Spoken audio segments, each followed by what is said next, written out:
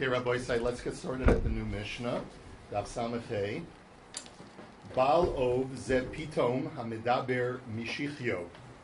The Mishnah here is describing the two forbidden acts of witchcraft known as ov and yidoni that the Torah mentions a few times that are forbidden. This was an ancient practice of either summoning the dead or channeling some kind of demonic force for personal benefit.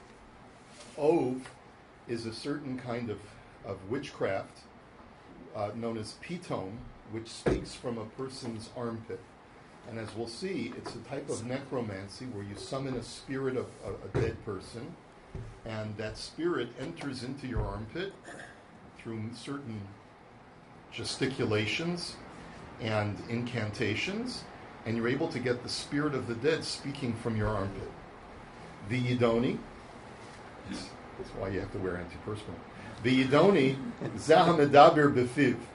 Yidoni is the other kind of witchcraft, but it's where you take a bone of a specific creature known as the yidoni, and you stick a bone of that creature in your mouth, and using magical incantations that emanates voice, a sound of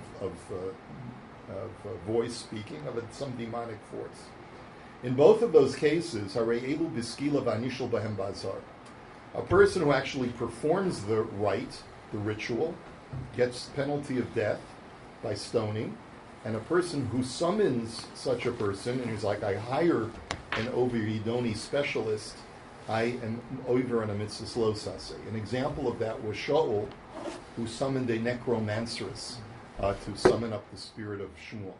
So the Gemara now says, Ma'ishna hacha de ketani bal ov yidoni, u'ma'ishna gabi krisus de ketani bal ov v'shayire liyidon. The Gemara says, if you look at the Mishnah in Maseches Krisus, where it lists 36 types of violations for which, if you do them b'shogeg, you have to bring a korban chatas, there, ov is mentioned alone without yidoni, and here, ov and yidoni are mentioned both. So Rabbi Yochanan Amar, Holu Shneim Belav Echad Nemru. Rabbi Yochanan says the reason is because one of the qualifications of those 36 in Maseches Krisus is that if you do them all b'shogeg be'elam echad, one after the other without any interruption of knowledge, then the halacha is still that you have to bring a korban chatas for each and every violation, because each and every one is separate. However, when it comes to ov and yidoni, when the Torah says thou shalt not, it says thou shalt not do ov and yidoni. So since it puts them in the thou shalt not category as one thing, if you were to do them b'shogeg together, both of those acts, you would only have to bring one korban chatas. And therefore it doesn't fall into the qualifications of each and every one that's on that list. So that's why it only says ov and it doesn't say yidoni, so you shouldn't think that if you did both of them, you'd have to bring two karbanos. Reish Lakish Amar yidoni lefi she'ein bo ma'isa. Reish Lakish says that's not the reason it's omitted, but rather it's omitted in Maseches Krisus because there's no physical action involved in yidoni, and therefore, when there's no physical action involved, you don't bring a korban chatas. For ov, there's at least movement of the arms. You got to flap your arms in a certain way. But when it comes to yidoni, you put a bone in your mouth, but you haven't done it. That's not the violation. The violation is when the voice starts speaking. And at that point, you're completely motionless. You're not doing anything. So because at the moment of violation, you're not doing any action, that's why it's not listed, because if you were to do it b'shogeg, you would not have to bring a korban chatas. V'Rabbi Yochanan ma'ishno bal ov denakat mishum depasach beikra. So getting back to Rabbi Yochanan, okay, I understand why you couldn't say both ov and yidoni in the Mishnah Krisus, but why did the Mishnah choose ov and not yidoni? And the answer is because anytime you find ov and yidoni mentioned together in the Torah, ov always comes first. So we're just patterning ourselves after the Torah's list. And since ov is always first, it mentioned ov and leaves off yidoni and not vice versa. V'Reish Lakish, my time alo Amar ke Rabbi Yochanan. Why does Reish Lakish disagree with Rabbi Yochanan and say that the reason yidoni is omitted in Krisus is because it's a lav shein bo ma'isa, there's no action? Why doesn't he hold like Rabbi Yochanan's contention to teach me that if you do them behelam echad, you don't bring two karbanos? So Amar Rav Papa chalukin hein b'misa. The answer is, says Rav Papa, is that while I'll grant you that for the thou shalt not, for the lav, what we call the azhara, they are mentioned as ov and yidoni together. But when it comes to the Torah's description of the onesh, of the penalty of death that you receive, it says ov o yidoni, either or. And so since the Torah separates the death penalty for either of them, therefore, if you did do them separately, one after the other, you would have to bring 2 karbanos chatases. And therefore, Reish Lakish holds, the reason why it's not listed in Krisus is because there's no Maisa, not because they're in concert with each other. Rabbi Yochanan chaluka delav shma chaluka, chaluka demisa lo shma chaluka. But Rabbi Yochanan disagrees with that argument because he says the criterion for as to whether you're going to have to bring 1 korban chatas or 2 karbanos when they're done behelam echad has nothing to do with the Torah's description of the penalty, but rather the Torah's description of the thou shalt not. And if the thou shalt not puts them together as ov and yidoni, so then if you did them behelam echad, you only have to bring one korban, regardless of what the Torah, how the Torah describes them in the penalty part. Rabbi Yochanan, my time alo amar Reish Lakish. Why doesn't Rabbi Yochanan agree with Reish Lakish that there's a perfectly legitimate reason for not listing yidoni, because you wouldn't have to bring a korban for something where there's no physical act? So the Gemara says, Amar lacham asnisan dekrisus Rabbi Akiva yida Amar lo ba'in ma'isa. The answer is because, says Rabbi Yochanan, the Mishnah in Krisus goes according to Rabbi Akiva. As we've learned before, Rabbi Akiva says that you can be held liable for punishment, including a korban chatas, even if the crime does not involve a physical act. Even if it's a lav shem bo ma'isa and it's done b'shogeg, according to Rabbi Akiva, you'd still have to bring a korban. So even though yidoni doesn't involve a physical act, you would still have to bring a korban if you did it by itself. And therefore I have to come up with another reason why yidoni is not mentioned, having to do with behelam echad. V'reish Lakish, nihidalo boy Rabbi Akiva ma'isa rabba, but ma'isa zuta boy.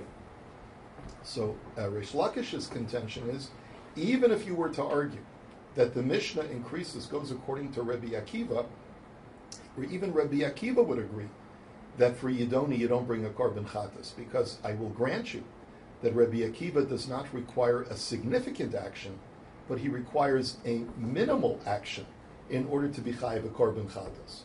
So megadef my ma'isa ika. So the classic example where there's a machlokas, the Chachamim and Rabbi Akiva, is the megadef, the blasphemer, where the Chachamim say, if you did it b'shogeg, you don't have to bring a korban chatas because there's no physical act. And Rabbi Akiva says you do. So what kind of minimal physical act is there by a megadef? So akima sfasav havimaisa. The answer is the movement of the lips. The very fact that I had to move my lips when I blasphemed is in itself a minimal physical act. But yidoni, you're completely emotionless. But bal ov my maisa ika hakasha zero osav havimaisa. And what is the movement of the ov? When you're doing the act of ov, what are you doing that's a physical act? You're flapping your arms, you're moving your arms in some way. Vafilu l'rabbanan. So now the Gemara asks the following question. You're telling me that the whole issue in Krisus is that you're saying it goes according to Rabbi Akiva. That was Rabbi Yochanan's argument. And it seems like Reish Lakish doesn't disagree with that, because the Gemara, the Mishnah in Krisus has another discussion about whether a megadef is included in the list in Krisus or not.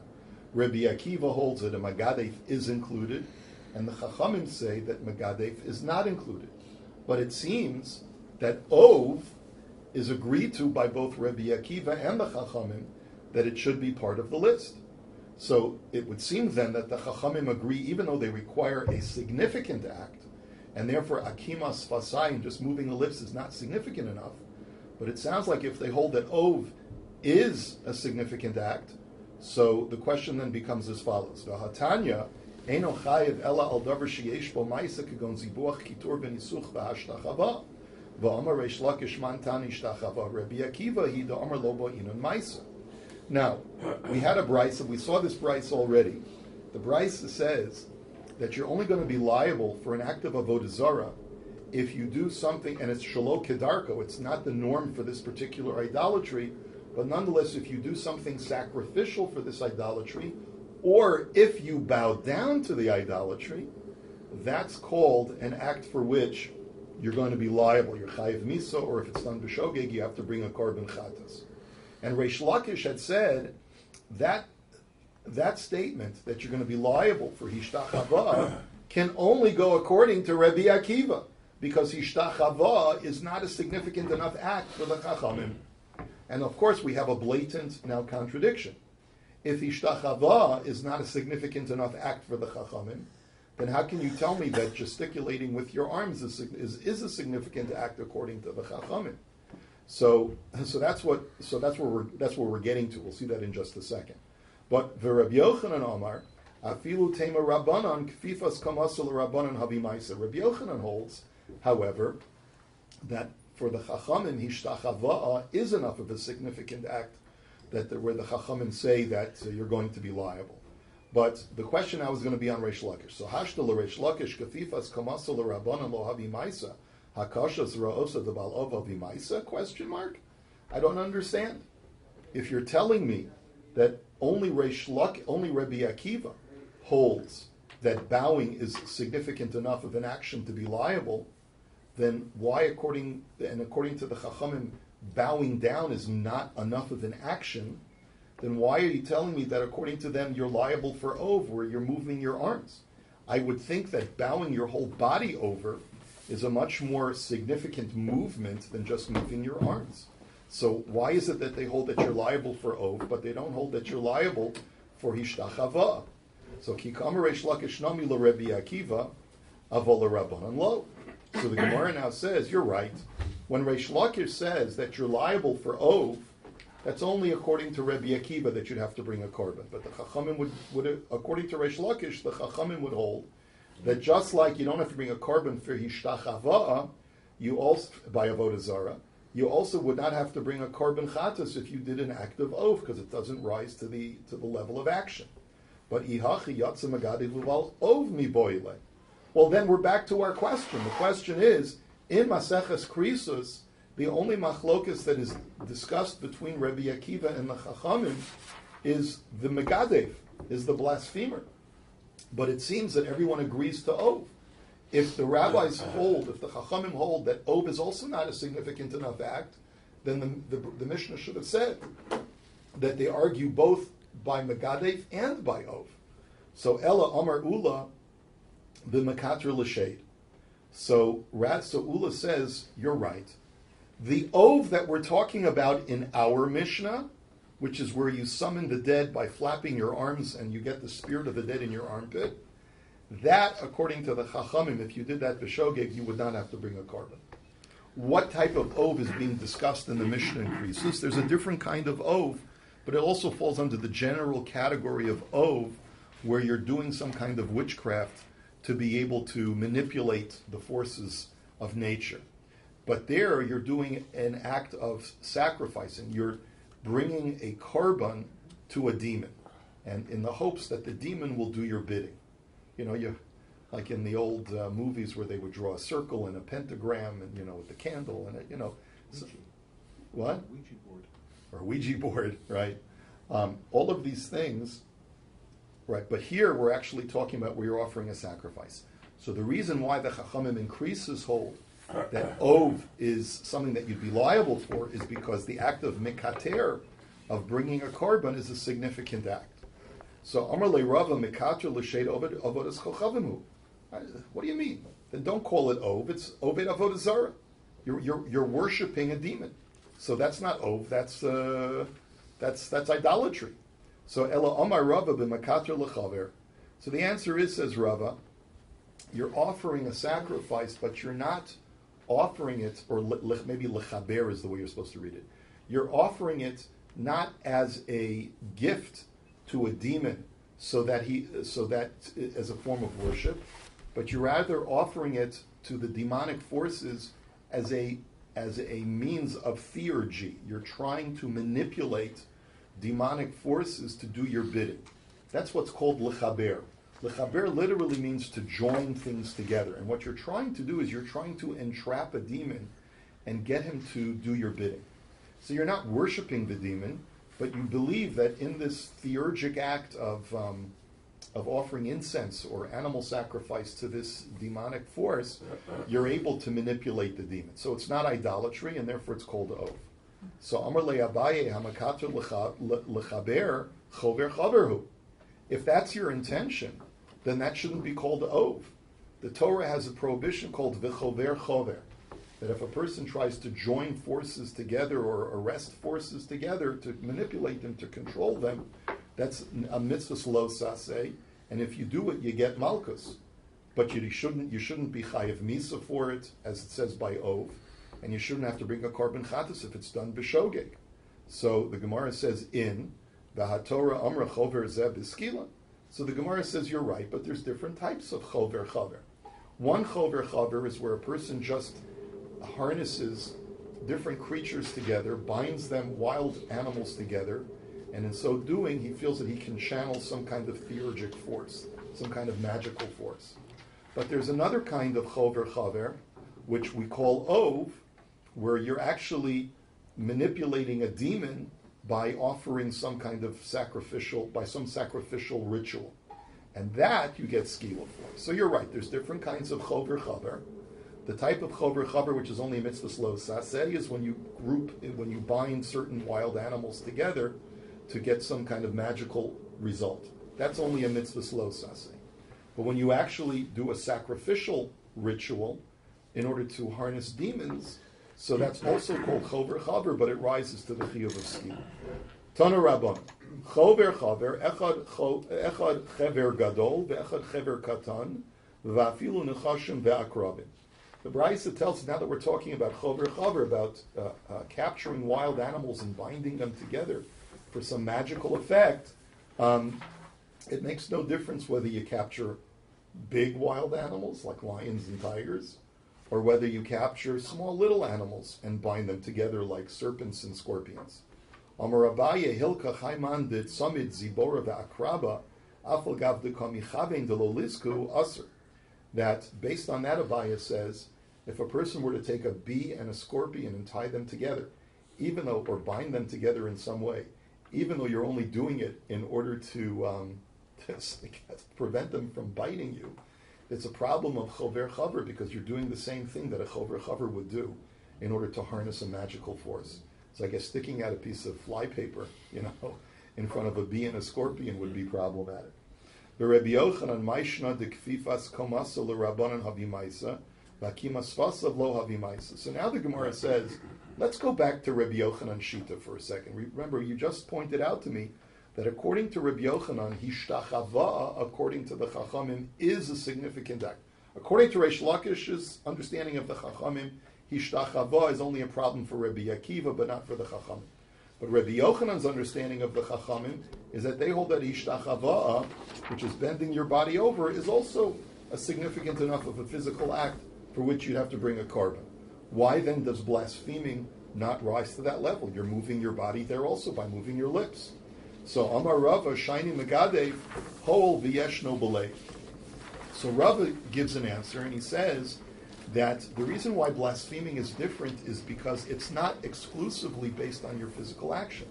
The primary criterion of whether you're chayav or patur by a blasphemer is based on what your thoughts are in your heart. So if you're thinking about blaspheming God when you say, G damn G, so then you're a blasphemer. But let's say, remember we said you have to use the Shem Havaya. But let's say you're not aware that the Shem Havaya is Hashem's name. You don't mean to blaspheme God. So then in that situation, you're not a blasphemer at all. You're not a Megadev. And therefore, since the major criterion of what makes you into Megadev is your thinking, and thinking is completely non-physical, therefore the Chachamim say, if you do it b'shogeg, thinking that you're permitted to blaspheme God, you're not going to have to bring a korban. So Masav Rabbi Zera, but Rabbi Zera challenges that answer. There's a brisa that says, Yatsu edim zomamin she'in bahem maisa. So that edim zomamin do not have to bring a korban chatas in the event that they b'shogeg falsely testify, thinking that it's permitted to do so.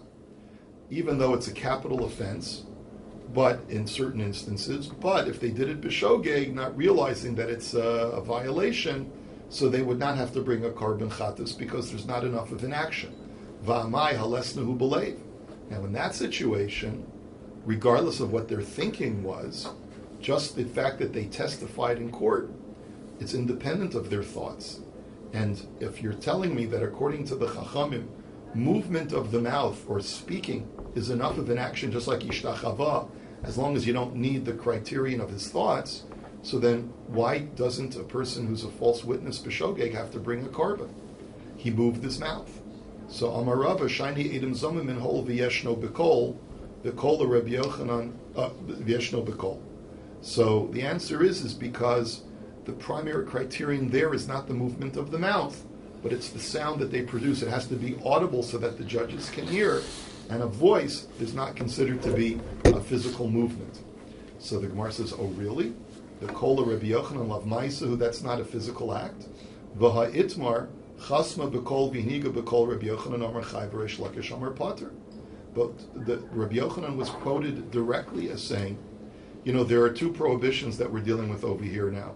One is muzzling an animal when it's in the midst of working with produce. That's asr, the Torah says. And also, harnessing two animals of two different species together, kilayim, is asr.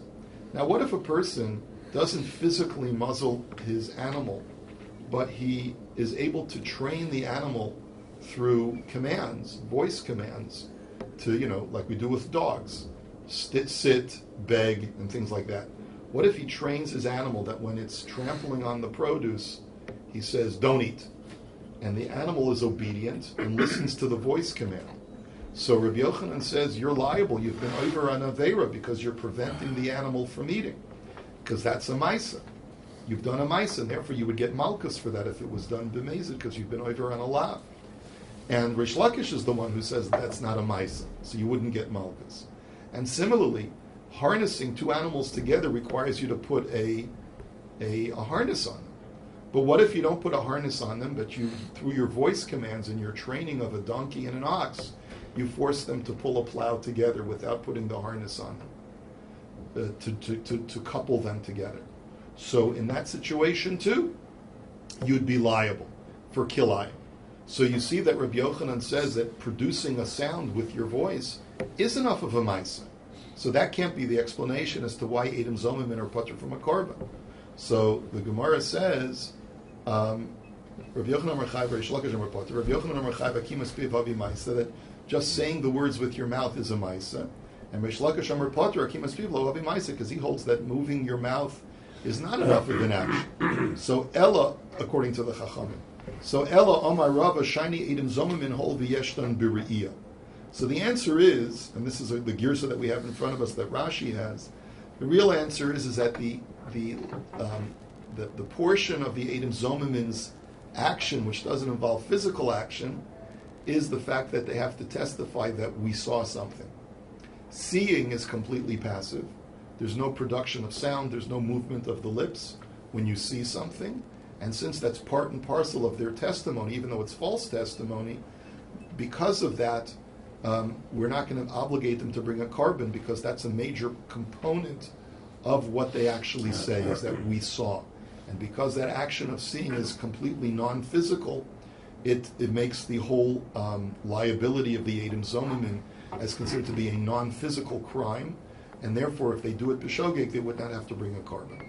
But the bottom line is that what we're saying is, according to Rabbi Yochanan, if there's a component of the movement of the lips which involves non-physical action as well, such as thought or seeing, so then you will not have to bring a korban chatas.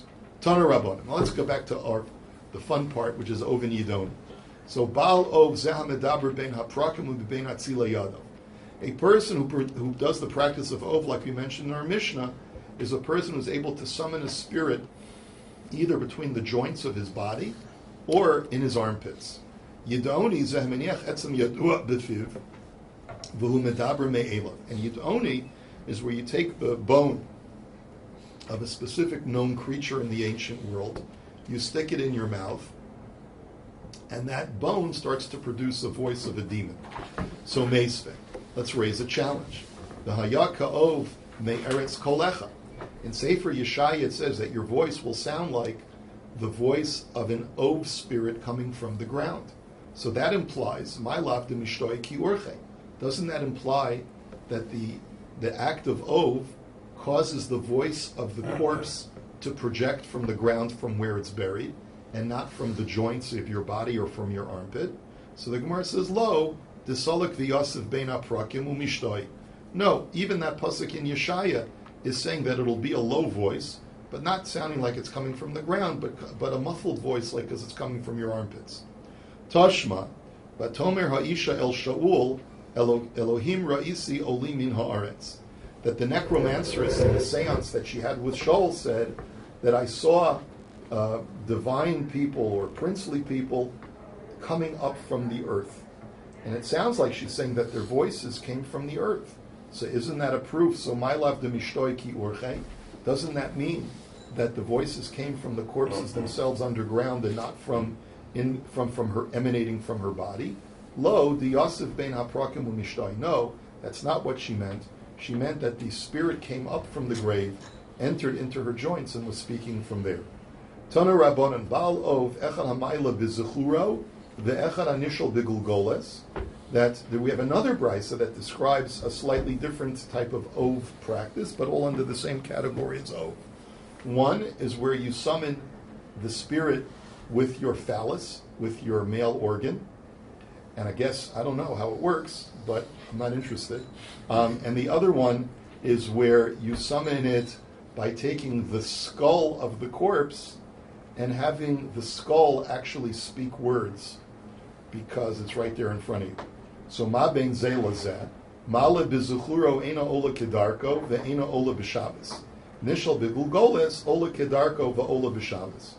So this is very fascinating. I'm not sure how to really understand it, but Rashi explains that when you summon a dead spirit with your organ, so then the spirit ascends from the ground, not kedarko, meaning he comes up feet first.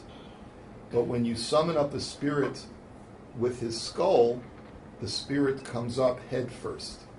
And another difference between the two is that when you summon an evil spirit with your organ, this won't work on Shabbos. But when you do it through a skull, you can make it work even on Shabbos.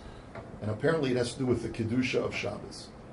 So the Gemara now says, Ola lahecha salik hakamei monach. I don't understand. How could you say that with a skull, the spirit comes out of the ground? If you have the skull in front of you, then the spirit is hovering by the skull already. So the answer is Ela ema ona kedarko va'ona b'Shabbos. What it means is not ola, but ona. Change the lamed for a nun. When you use a skull and cause it to speak, it's ona kedarko, which means it responds normally from its own mouth and does not need to enter any of the joints of the body of the summoner. And it will also respond on Shabbos. And by the way, says the Gemara, you should know that this is one of the questions that Turnus Rufus asked Rabbi Akiva. Omar lo, uma yomi yomaim. He said, why is this day, referring to Shabbos, different from any other day? What makes Shabbos so special? So Omar lo, umar gever miguvrin. And so Rabbi Akiva responded, what makes you better than any other human being? Like, what makes you special? So Omar le, demarit savi. The answer is because the emperor chose me. He wants me to be his big macher. So Shabbos nami demarit savi. So the Gemara says, well, Shabbos too, it was the master of the universe chose Shabbos to be his special day. So Amar le hachi kamina lecha mi yemer deha'id neshabto. So Turnus Rufus says, you don't understand my question. I'm not asking you what makes Shabbos special. I understand God commanded it. What I'm asking you is, how do you know that the day that you observe as Shabbos is really Shabbos? How do you know that you have it right? Maybe tomorrow is Shabbos. So Amar lo nahar sambachon yochiach baal ov yochiach and kivro shel aviv yochiach shein mala asham b'Shabbos.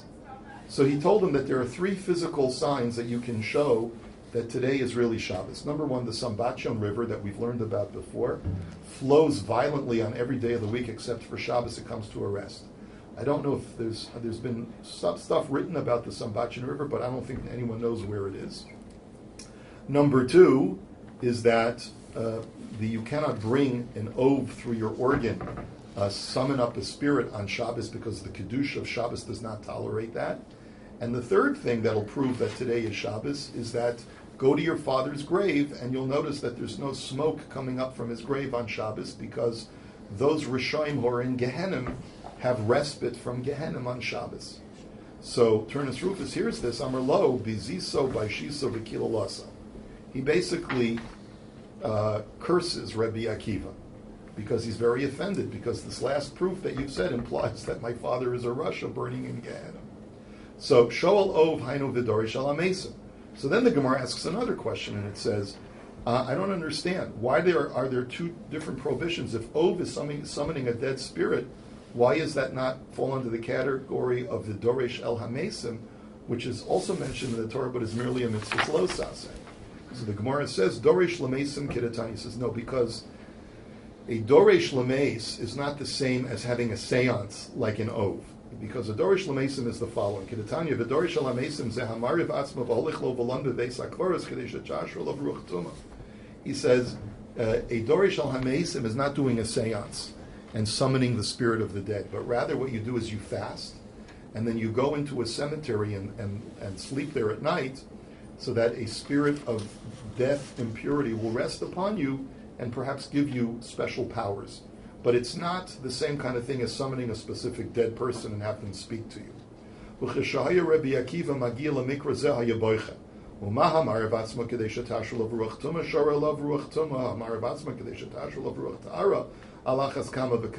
used to cry when he read about the prohibition of the Dorish El HaMesim. He says if there's realness to this, that a person has the ability to fast and to really make an effort to connect himself with the spirit of the dead so that he can garner certain powers, and it works, then how much more so that if a person would fast properly and attempt to connect himself to the Shekhinah and have the Shekhinah rest upon him, it should work. So why is it that we don't have Nevuah anymore today? Why doesn't the Shekhinah rest on people anymore today? It was our sins that caused Hashem to depart and not allow His Shekhinah to rest on anyone.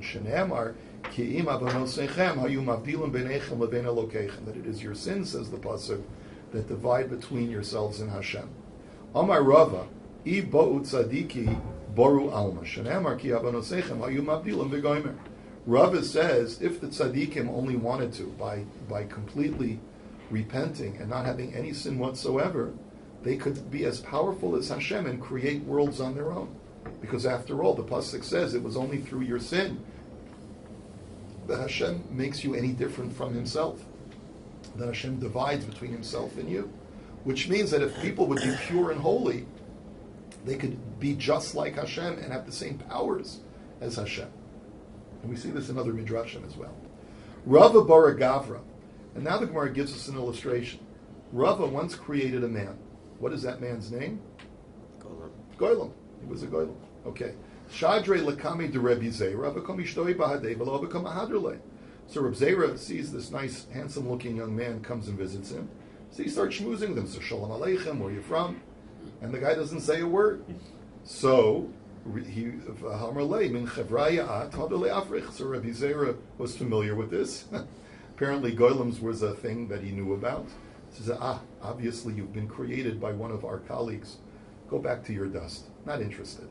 Rav Chanina v'Rav Oshia Abu Yasvi kol mali shabta v'aski b'sefer Yitzira u'mirv'lehu igla tilsa v'achli lehu. We have this Gemara in Megillah as well, that Rav Chanina Rav Oshia every Erev Shabbos would study Sefer Yitzira, which is the book that teaches you how to do what Hashem did when He created the world. And they were able, therefore, to have the power to create a fatted calf every Erev Shabbos so that they would have a very sumptuous meal l'chavod Shabbos. And they ate it. Tanu Rabbana, Ma'oneh. So the Torah also discusses a certain kind of witchcraft called Me'oneh and Menachesh. Those are two. So we have to define what are those. So Rav Shimon Omer, Zehamavir Shiva Mine Zachar al Ha'ayin.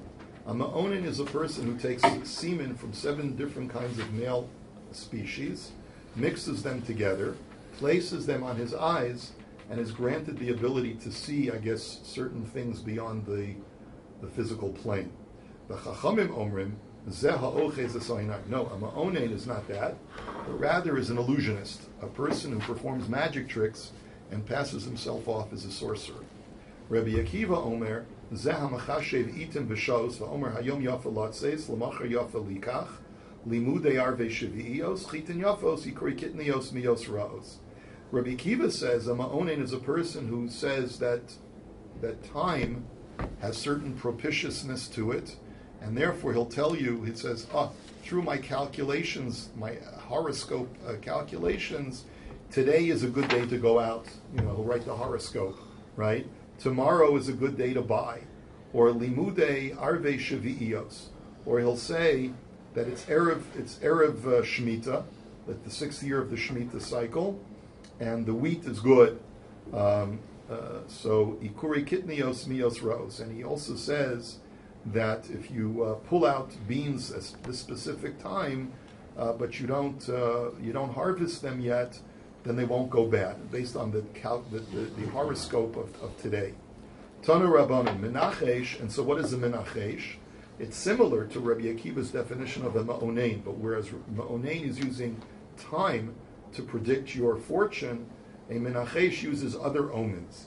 Zeha Omer Pito Nafla Mipiv, Maklo Nafla Miyado, Beno Korelo Me'acharav, Orev Korelo, Sevi Hivsiko Bederech, Nachash Miyamino, Vishual Misamolo. All of these are omens. He says, this is a bad omen. A piece of bread fell from his mouth. Or, a bad omen. A stick fell from his hand. Or, an omen. His son called to him while his back was to his son. Or, a raven crowed at him. That's an omen.